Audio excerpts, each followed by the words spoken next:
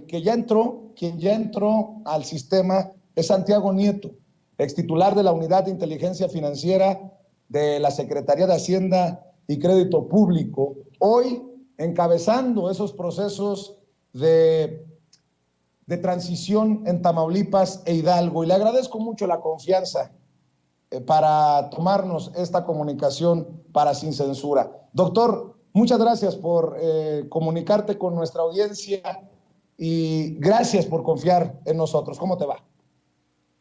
No, muchísimas gracias, Vicente. Un saludo a ti, a todo tu auditorio, a toda tu audiencia. Y bueno, pues ya viste lo que provocaste. No, lo provocaste tú. A ver, antes de que hablemos de eso, Santiago Nieto, no sé si has leído las redes sociales, pero según muchas personas, voy a la mañanera a ensalzarte para que corran a Alejandro Gertz Manero y para que tú ocupes el cargo de fiscal. Dicen que me has filtrado información, documentos desde que eras titular de la Unidad de Inteligencia Financiera. Y doctor, te aprecio mucho, tú sabes que es sincero y honesto el aprecio, porque mi aprecio se basa en lo que creo que le has aportado a nuestro país desde tu trinchera, pero pudieras aclarar, porque yo no he recibido un solo documento de tu parte, línea, ni nada que se le parezca. Y es más, quiero hacerte una entrevista difícil hoy, porque ya estuvo suave de que la gente calumnie, difame, pero yo no lo provoqué. Fui a plantearlo porque tú lo mencionaste aquí en Sin Censura, la investigación que dejaste armada, así lo dijiste, en la Unidad de Inteligencia Financiera. ¿Podríamos aclarar estas cosas, doctor? Mira, yo creo que ha sido mi paso por la Unidad de Inteligencia Financiera fue una gran experiencia. Yo le agradezco mucho al presidente López Obrador que me dio la oportunidad de estar 3 años al frente de la institución. Hoy le toca a Pablo Gómez hacerlo. Y bueno, efectivamente, desde que Emilio Lozoya presentó esa famosa denuncia que tiene en este momento al senador Lavalle preso, y también lo hemos comentado tú y yo, que él podría haber pedido un acuerdo reparatorio y no lo han dejado, su grupo político que se encuentra todavía enquistado, pero ya derrotado en Tamaulipas. Desde esa denuncia de Emilio Lozoya, pues la Fiscalía empezó a requerir información y pues una de las personas que estaba denunciada era precisamente Enrique Peña Nieto, como también en su momento Felipe Calderón, que como también lo comenté contigo, la información de Felipe Calderón se entregó al Instituto Nacional Electoral porque estaba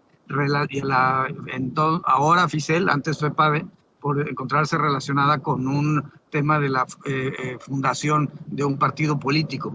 Entonces, este trabajo se empezó a desarrollar desde 2020, se solicitó la información, se fue integrando.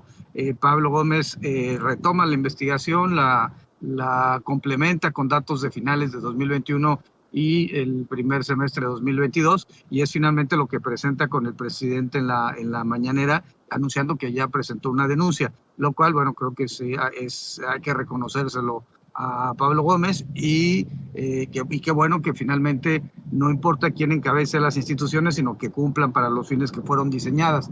Y en el caso particular que se haya retomado esta investigación, y yo espero que también Pablo retome y pueda volver a plantear el asunto de cabeza de vaca, porque es algo que me parece sumamente grave, la forma como están operando.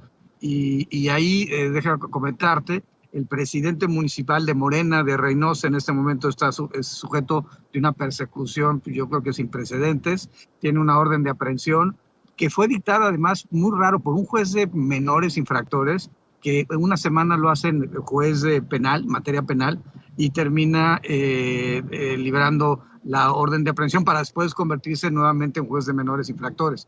Y además solicita que se le suspendan los derechos político-electorales a Carlos Peña Ortiz, el presidente municipal de Reynosa, en contra de cualquier tipo de parámetro legal, porque el Tribunal Electoral ha sido muy claro, y si no hay pena privativa de libertad, no hay suspensión de derechos político-electorales. Es evidente que Cabeza de Vaca lo quiere remover, y es evidente que tenemos que estar volteando a ver lo que sucede en Tamaulipas. Doctor, ¿Pensaste que lo que me dijiste en la entrevista iba a generar esto con la insistencia y además con la voluntad del presidente, ¿no? Porque hace un mes le dice a Pablo Gómez que aclare. No llega Pablo Gómez y yo le digo, presidente, ya va para un mes. Y me dice, mañana. ¿Qué tan importante es que lo que se deja armado en tu caso, insisto, también hay que reconocerle a Pablo Gómez que se presenta ya como denuncia ante la Fiscalía y que hoy la Fiscalía a cargo de Alejandro Gertz Manero tenga una carpeta de investigación que todos esperamos termine judicializándose y termine llevando ante los tribunales en algo que sería histórico a Enrique Peña Nieto como expresidente de México? Desde tu perspectiva, ¿cómo lo evalúas? ¿Cómo lo aquilatas, Santiago? Bueno, yo creo que ese es un caso histórico. Creo que la Fiscalía tiene en este momento una gran responsabilidad histórica para poder integrar esa carpeta de investigación. Están los datos que Pablo ha hecho público respecto a las dos empresas y los miles de millones. Hay 2,000 millones, por ejemplo, que se fueron a Inglaterra, a Irlanda, a Estados Unidos en cuentas propias de la empresa, pues, con los familiares del señor Peña Nieto.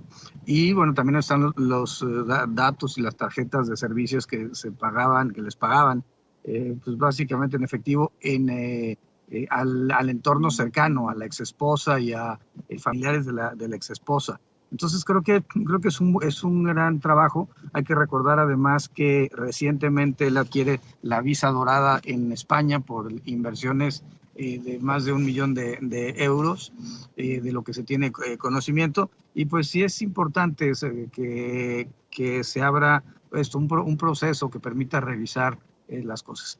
He escuchado recientemente algunos analistas que plantean que esto es un tema político electoral vinculado con la elección del Estado de México. Yo no comparto ese criterio, primero porque estamos muy lejos de las elecciones todavía. Esto va a ser algo que las elecciones estarán hasta el próximo, va a ser hasta junio, el próximo año, la jornada electoral en el Estado de México. Y dos, porque tampoco creo que sea necesario. Morena en todas las encuestas y sondeos de opinión va por encima de la coalición, que también para el Estado de México tiene una complejidad especial, porque tanto el PRI como el PAN quieren impulsar candidatos, y hay un componente que también es relevante, que es el componente de la paridad. Si la coalición impulsara a un hombre en Coahuila, tendría que impulsar a una mujer en el Estado de México, o viceversa. Entonces, todos estos componentes se le van complicando a la coalición para el Estado de México, y yo veo honestamente a Morena muy por encima en las preferencias electorales. Por tanto, esto digamos que era absolutamente intrascendente para efectos de lo político electoral, pero cuando tú llevas el tema a la mañanera, pues esto finalmente desemboca en lo que desembocó, en la presentación de Pablo Gómez el día de ayer, y pues, en todos los análisis que estamos haciendo el día de hoy para pues, darle seguimiento social, pues, en la medida en que esto es posible, a esta carpeta de investigación que involucra a un expresidente de la República. También creo que es importante señalarlo. El presidente López Obrador ha dicho que el trabajo y el combate en contra de la corrupción en el país es la bandera principal de su gobierno, y pues que es importante que hay cosas que se hicieron en la administración anterior de la UIF se retomen en esta actual administración y den los resultados a la ciudadanía que estamos viendo. Doctor, a ver, tú has dicho, porque tú lo has dicho, que hubo una red corrupta que se operaba o se solapaba desde la Unidad de Inteligencia Financiera de Enrique Peña Nieto, desde lo más íntimo de la presidencia de la República de Enrique Peña Nieto. Quiero escuchar tu reacción a esto que dijo Pablo Gómez, porque ¿cómo tienes odiadores? Si yo pensé que tenía odiadores en Sin Censura o para Sin Censura, te salieron odiadores hasta debajo de las piedras y dicen que Pablo Gómez se confronta contigo y te tira una pedrada. Yo creo que no, pero tú me darás la opinión. Esto fue lo que dijo Pablo Gómez, que la Unidad de Inteligencia Financiera no luchaba contra la corrupción, era parte de la corrupción. Esta fue la declaración de Pablo ayer. Vamos a ver si mis compañeros ahí en producción nos proyectan precisamente la declaración del actual titular de la Unidad de Inteligencia Financiera, Pablo Gómez, en la mañanera ayer. Miren, les quiero decir una cosa que a lo mejor es una imprudencia. La Unidad de Inteligencia Financiera no estaba en la lucha contra la corrupción. Era parte. Ahí se las dejo. Y en un segundo... A ver, doctor, dicen que para que cale, pues uno se tendría que poner el saco. ¿Te queda el saco? ¿O a qué crees que se refiera Pablo Gómez para de una vez desmentir, aclarar cualquier campañita que señale que Pablo Gómez te está tirando la piedra? Doctor, sí, ¿estás peleado con Pablo Gómez? No he hablado con Pablo Gómez, hablé con Sandino Luna, que es su segundo, y le dije, oye, Sandino, me parece que fue inapropiado este mensaje porque pues no aclara la temporalidad.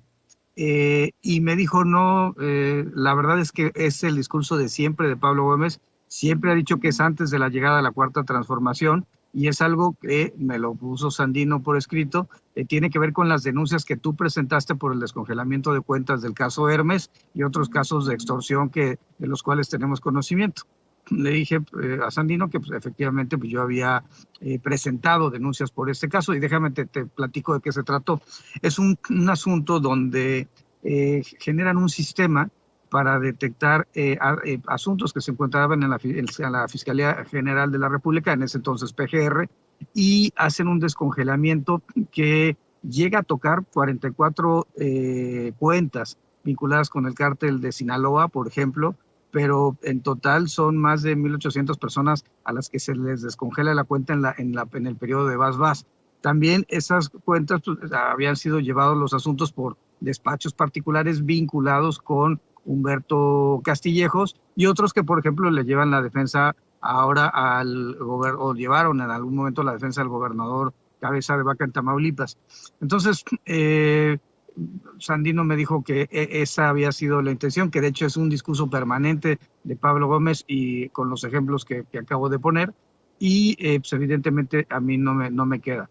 Cuando presento, yo en el caso de particular de las extorsiones que tuve conocimiento que se presentaron, tanto durante mi administración como de la administración anterior lo denuncié. Denuncié también a estos despachos de abogados y a las personas que fueron responsables del descongelamiento masivo de cuentas entre 2014 y 2017. Y bueno, por supuesto que también se utilizaron denuncias en el ámbito de la responsabilidad administrativa por el manejo que se había tenido de la Dirección de Procesos Legales, y pues presenté incluso alguna denuncia contra el extitular de la PGR, el encargado de despacho de la PGR, que había sido también director de Asuntos Internacionales y Normativos de la UIF antes de irse a la propia PGR. Entonces, se trató en todo el trayecto que yo tuve frente a la Unidad de Inteligencia Financiera. Tuvimos inclusive la detención de personas que estaban desarrollando actos de extorsión, que trabajamos de forma conjunta con Ernestina Godoy, y en todos los casos de descongelamiento realmente fueron en esa época de Vas. Después, pues Medina Mora cambiaría el criterio, como sabemos, y en el criterio de Medina Mora, pues se benefició a estos despachos. Yo creo que para eso se hizo ese criterio, que señalaba que si no había solicitud internacional, entonces no procedía el congelamiento de cuentas, y dejaba al arbitrio de los jueces de distrito que ponderaran cuál derecho era más importante, si proteger el sistema financiero y la economía nacional o la apariencia del buen derecho de las otras personas, de los sujetos que tenían las cuentas congeladas. Eso le llevó, por ejemplo, a recuperar más de 800 millones de pesos a Kamel Nasif. Entonces, no, yo tomo por válida la disculpa de Sandino Luna. No tengo el teléfono de Pablo Gómez, en realidad. Yo esperaría que Pablo Gómez tuviera una actitud de hombría y aclarara. porque ya empiezan a hacer elucubraciones de que sí es un tema político entre grupos al interior de Morena, y yo creo que pues nada más falso que eso. Y además porque si alguien conoce la lucha anticorrupción, porque finalmente que se llevó durante mi administración, es Pablo Gómez, porque a él le entregué todos los expedientes abiertos y pendientes, los que están denunciados ante la Fiscalía, los que están entre los tribunales y los que están ante las fiscalías locales y las secretarías de la función pública. Entonces, yo esperaría eso, y no puede haber fractura dentro del movimiento del presidente López Obrador. Yo no participaré en ningún sentido en generar una posición de fricción, al contrario, mi posición es de apoyar al presidente López Obrador, y qué bueno que me das la oportunidad de aclarar este punto. Y bueno, y me das la oportunidad también de mencionar que Sandino Luna pues me aclaró que no tenía absolutamente nada que ver conmigo, sino era la forma de operación ordinaria de un discurso que en todo momento Pablo Gómez ha sostenido respecto a las anteriores administraciones a la Cuarta Transformación que estuvieron al frente de la UIF, particularmente al caso de Bas, porque recordemos un elemento fundamental. ¿Quién está en Pandora Papers? Bas y sus hermanos. No estoy yo, no está mi esposa, están los Bas y sus hermanos. Están gente del entorno cercano de Peña Nieto, incluyendo los empresarios que él estuvo apoyando durante su sexenio. Hay gente vinculada al Partido de Acción Nacional. Entonces, no creo que pues está el ex procurador Murillo Karam. Entonces, no, yo creo que la 4T no debemos de prestarnos a este tipo de cosas, y bueno, ni en un sentido ni en otro. Doctor, ya que estás hablando de esto, quiero decirle a la gente que por alguna razón te planteé esta situación para la aclaración, y sobre todo para que nos des idea de la perversión de Enrique Peña Nieto, porque muchos lo hemos tildado, perdóname, tú eres muy propio, pero yo no, de pendejo. Por años lo hemos tildado de pendejo, pero nos resultó más cabrón que bonito, si me permites esa expresión que usaba mi nana, que en paz descanse. ¿Qué grado de perversión? O sea, lo que dice Pablo Gómez es 26 millones. Les digo, ahí no está la nota. La nota no está en los 26 millones, que es muy poco. La nota está en los contratos del gobierno, del hombre que encabezaba México, a empresas con las que tenía vínculos. Eso sí es corrupción.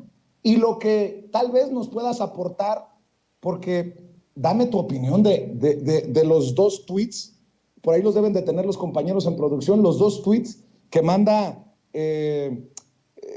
Enrique Peña Nieto desde España, desde su millonaria vida en España, que fue lo que a mí me hizo, te soy sincero, fue lo que me hizo encabronar, y fue por eso que te saqué el tema cuando te entrevisté y que me dijiste de la investigación. En relación con la denuncia presentada en mi contra por la Unidad de Inteligencia Financiera, estoy cierto que ante las autoridades competentes se me permitirá aclarar cualquier cuestionamiento sobre mi patrimonio y demostrar la legalidad del mismo.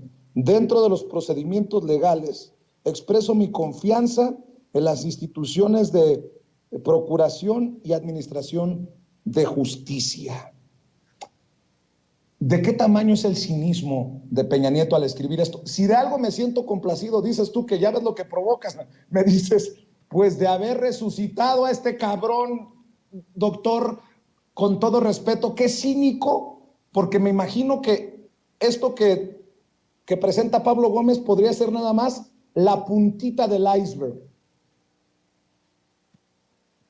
Sí, a ver, yo creo que faltaría, por supuesto, completar la investigación y en varias vías. Como hemos comentado, hay un boom importante de adquisición de bienes inmuebles en Estados Unidos por parte de la clase política mexicana. Pero, y ahí está, por supuesto, Cabeza de Vaca, y ahí está Lozano, etcétera. Pero el otro bloque importante de mexicanos comprando es en Madrid y en Barcelona. Recientemente se hizo el conocimiento inmueble que tenía el abogado de Peña Nieto en el Four Seasons en Madrid, cerca de la Puerta del Sol, y también se ha hecho pues, el conocimiento que adquirió Enrique Peña Nieto, la visa dorada. Hay que recordar que, pues, de dónde viene Enrique Peña Nieto y cómo fue su gobierno. Enrique Peña Nieto finalmente forma parte del Grupo Atlacomulco, llega a gobernador del Estado de México, y pues es un estado con una cantidad impresionante de recursos, y de ahí obtiene la presidencia de la República a través de un proceso en donde hubo financiamiento ilícito a la campaña electoral.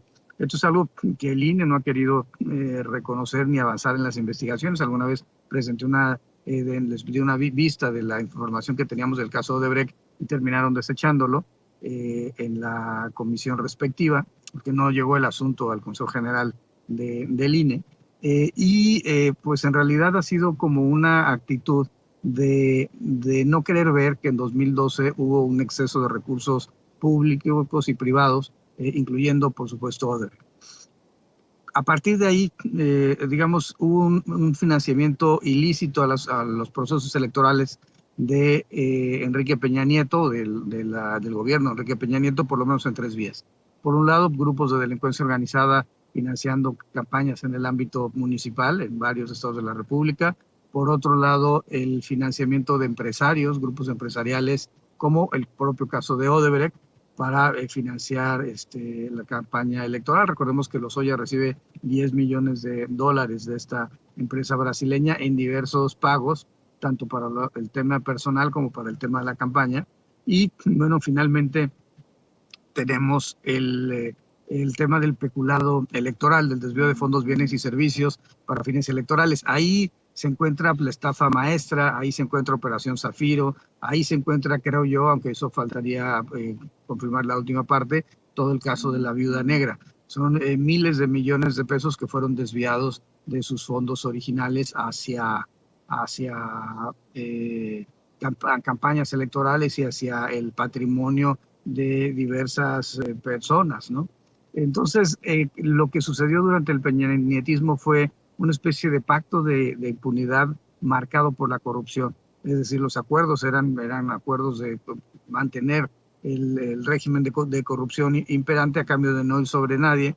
Y los casos, en realidad, que se presentaron ante el debate público fue cuando se lograron alternancias en el ejercicio gubernamental. Por ejemplo, el caso de Roberto Borge en Quintana Roo, el caso de Javier Duarte en Veracruz. Llegaría también a presentarse en fecha ya en esta administración el asunto de Roberto Sandoval en Nayarit y de Vieitia, que fue un asunto que también desde la UIF me tocó a mí encabezar la investigación. Entonces, ¿qué pasó con el peñanietismo? Pues fue un modelo que el pacto de gobernabilidad era el dejar que cada quien generara actos de corrupción, siempre y cuando pues, se beneficiara electoralmente al régimen.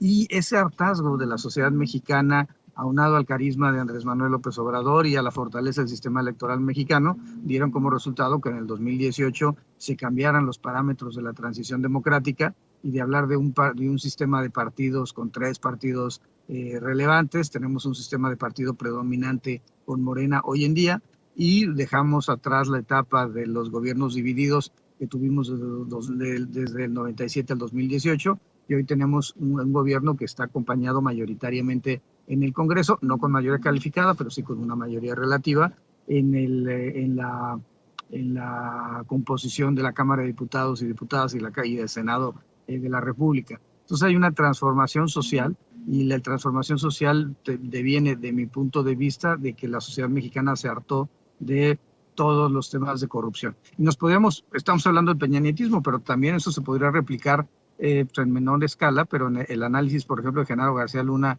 durante el gobierno de Felipe Calderón, o de algunos otros actos que realmente fueron generadores de altos niveles de corrupción. Hoy en día creo que estamos en esto, y bueno, creo que es importante lo que se hizo ayer por parte del presidente de la República de hacer público, ¿no? La democracia, decía Bobbio, es el ejercicio del poder público en público, y pues fue importante que se señalara que esta investigación existía y que Pablo Gómez ha presentado la denuncia correspondiente.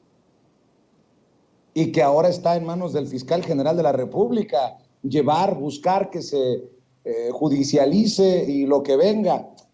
Solo porque lo acabas de mencionar, doctor, y porque recuerdo que ayer también lo mencionó, ahí estuve, no participé en la conferencia, pero ahí estuve al pendiente en la parte de atrás del Salón Tesorería en Palacio Nacional y escuché a Pablo Gómez, el actual titular, decir que se tenían muchas cosas, palabras más, palabras menos, sobre García Luna. Perdóname por lo que te voy a preguntar, porque a lo mejor te pongo en una situación complicadísima, hasta donde se pueda. Pero, doctor, si tú en algún momento en una entrevista me dices, yo dejé armada una investigación sobre los flujos de capitales que llevan a Peña Nieto, que esa declaración la retomo para pedirle al presidente que nos aclare. Él asegura que comparecerá Pablo Gómez y tenemos lo de ayer.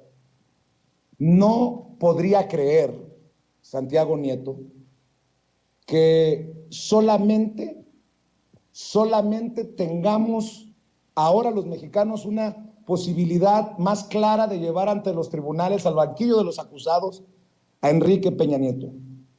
Hay investigaciones directas, así como las de los flujos de capitales que llevan a Peña Nieto, sobre Calderón, sobre Fox, porque, permíteme decirlo, doctor, no me puedo creer que no haya una investigación, una línea, algo que nos lleve a Calderón y a Fox, conociendo todo lo que nos ha dicho el presidente en las mañaneras. ¿Qué me dices de esto, Santiago Nieto? Bueno, nosotros hicimos sobre Genaro García Luna, presentamos una denuncia y se le entregó la información incluso por una asistencia jurídica a Estados Unidos, a los fiscales del Distrito Oeste de Nueva York que estaban llevando el caso. Hubo intercambio de información para la presentación de las denuncias en México, que tiene la Fiscalía General de la República. Y lo mismo que el caso de Cabeza de Vaca, que también, al que también Pablo Gómez hizo alguna referencia. Creo que en el tema de Calderón hubo, como mencioné, pues una investigación más bien vinculada con la creación del partido México Libre, que al final no se pudo constituir, no cumplió los requisitos legales y el INE terminó por mayoría negándole el registro. Y esa información pues la tiene la Fiscalía Electoral y la tiene el Instituto Nacional Electoral. Así como en su momento también se les entregó la información de Pío López Obrador y de Martín López Obrador en acuerdo con el presidente, porque el presidente fue el que mencionó que no podía permitir que nadie, que se dudara de que alguien de su familia había incurrido en un hecho que pudiera ser considerado delictivo y que era mejor que se transparentara todo. Pero en el caso particular, también hay que decir algo. El delito de lavado de dinero es un delito que se sanciona con 5 a 15 años de prisión y por tanto prescribe, es un término medio, a los 10 años de la comisión de la conducta delictiva. Por eso yo siempre, digamos, planteé que se tenía que discutir por lo menos la creación de una comisión, ya sea en el Senado, en la Cámara de Diputados o una comisión intersecretarial de la verdad para los actos de corrupción. México firmó la Convención de Mérida, que es la Convención de Anticorrupción, en el año 2004, y se obliga a generar acciones para identificar a personas políticamente expuestas, beneficiarios finales. Toda la discusión que hemos tenido sobre las WIPES pues, está relacionada con esto. Y esa obligación del Estado mexicano pues, debe redundar en acciones que permitan procesar los casos cuando no hayan prescrito, pero sí que la ciudadanía sepa qué pasó, qué pasó con el Fobaproa, ¿no? Qué pasó con las privatizaciones en el sexenio de Salinas de Gortari, qué sucedió con los procesos de infraestructura en Calderón y la bonanza petrolera de Fox y Calderón. Es decir, todos estos elementos sería importante que pudiéramos tener una comisión de la verdad y poder dejar constancia de qué sucedió, aunque jurídicamente ya no se pudiera proceder en contra de los expresidentes por los actos de corrupción de su gobierno, pero sí sería importante, porque insisto, ya está prácticamente todos los actos de 2011 hacia atrás pues ya se encuentran prescritos y bueno, pues hay que cambiar esta dinámica, ¿no? Un par de cositas para cerrar y agradecerte la confianza, doctor Santiago Nieto, ex titular de la Unidad de Inteligencia Financiera. Nuevamente les digo, fue gracias a una declaración en una entrevista que nada tenía que ver con el tema que estábamos abordando, que era central, lo de Tamaulipas, pero ese día se daba a conocer por parte de la jornada, en donde escribe precisamente el doctor sus columnas, que se desapareció el archivo de la Casa Blanca de Peña Nieto y que le dieron una palmadita en la espalda, una palmadita en la mano, así una regañada a los funcionarios señalados de la desaparición del archivo original de la Casa Blanca de Peña Nieto y la Gaviota.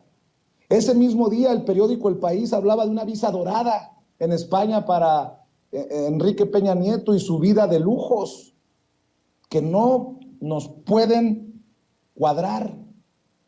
No puede, no me dan las matemáticas. Hoy sí te pregunto, Santiago Nieto, desde tu perspectiva, ¿hay una red todavía? Déjame preguntártelo. ¿Hay una red todavía de funcionarios, a lo mejor de bajo nivel o de medio nivel, que quedaron enquistados del gobierno del sexenio de Peña Nieto, ahora dizque de la 4T, pero que en realidad están protegiendo los intereses de estas redes mafiosas? Y te lo pregunto porque, qué coincidencia, se perdió el archivo original de la Casa Blanca de Peña Nieto. Qué casualidad que nadie hablaba en los medios de comunicación de esto que tú ya habías hablado, pero que obviamente hoy ya estamos muy adelantados con una carpeta de investigación en la Fiscalía General de la República. Hay redes todavía enquistadas que protegen a los Calderón, a los Fox, a los Zedillo, a los Salinas, a los Peña Nieto. Hay basurita todavía en estos tiempos de la Cuarta Transformación enquistados, Santiago Nieto. Bueno, sí, evidentemente hay gente que responde a los intereses, sobre todo del PRIismo en el Estado de México, dentro de la Fiscalía General de la República. También pues hay personas que responden a otros intereses. Y bueno, lo que sucedió con el expediente, que era en ese momento con Irma Heréndira Sandoval, directora general de responsabilidades, Laura Sámano, hizo público. Es terrible que se haya perdido un expediente de esa envergadura en términos sociales, en términos políticos. Es algo inusitado y además evidentemente es una conducta delictiva. Yo creo que es necesario replantear el sistema de procuración e impartición de justicia. Yo sería de la idea de ser un servicio civil de carrera, de cooptar a jóvenes recién egresados de las universidades, a mejorar los sistemas de inteligencia y de investigación con tecnología.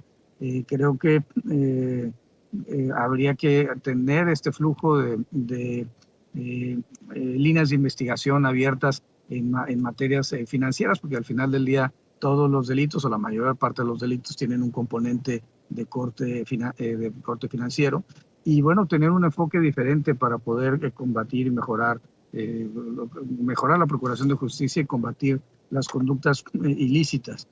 Creo que en todo momento esto es un proceso de transformación fundamental del país que ha encabezado el presidente López Obrador, y y por supuesto hay procesos en donde hay cosas que se les ha dado una mayor jerarquía y sobre todo en términos cronológicos.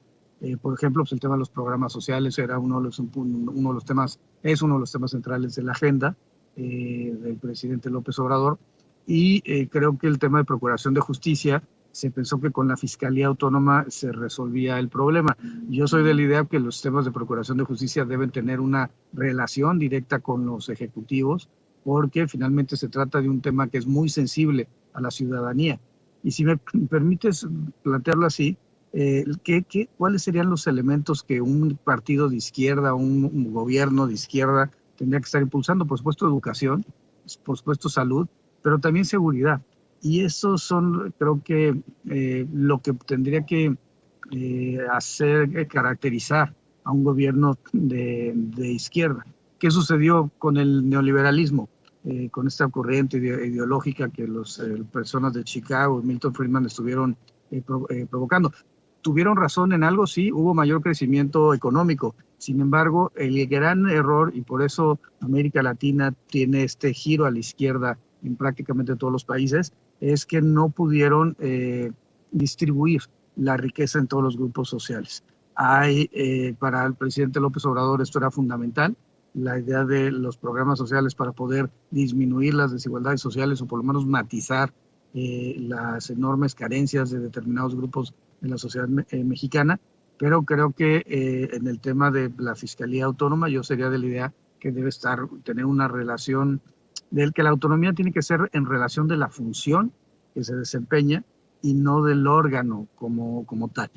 Porque prevención, inteligencia, seguridad pública, procuración de justicia, impartición de justicia y ejecución de penas forman parte de un todo que es una política criminal de Estado y que tiene que estar conducida por el Ejecutivo en un sistema presidencial como es el mexicano, porque eso es lo que dice nuestra Constitución. Entonces, yo creo que habría cosas que hay que evidentemente cambiar. Yo lo digo desde la perspectiva académica, que es donde estoy en este momento.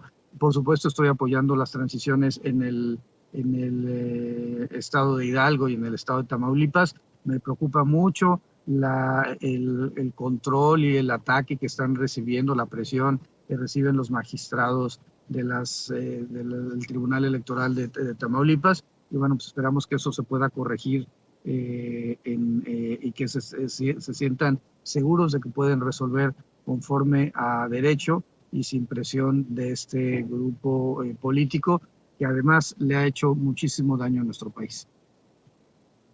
Para cerrar, te pido una reflexión, doctor, para cerrar y agradecerte tu generosidad. Le digo a la audiencia que ya nos está esperando Epigmenio Ibarra, quien también seguramente tiene mucho que aportar sobre lo trascendental de este caso dado a conocer por el presidente y por Pablo Gómez. Déjame cerrar con esto que te voy a poner sobre la mesa. Me dijiste al inicio de esta conversación, ¿ya ves lo que provocas? Bueno, ahí va. Provocador al fin. Desde tu perspectiva, tú fuiste perseguido en tiempos de Peña Nieto y seguramente no les agrada mucho Santiago Nieto por lo que hizo como titular de la Unidad de Inteligencia Financiera. Desde tu perspectiva, haremos historia en México y veremos sentado en el banquillo de los acusados finalmente a un expresidente como Enrique Peña Nieto con todo lo que se ha dado a conocer. ¿Da para eso?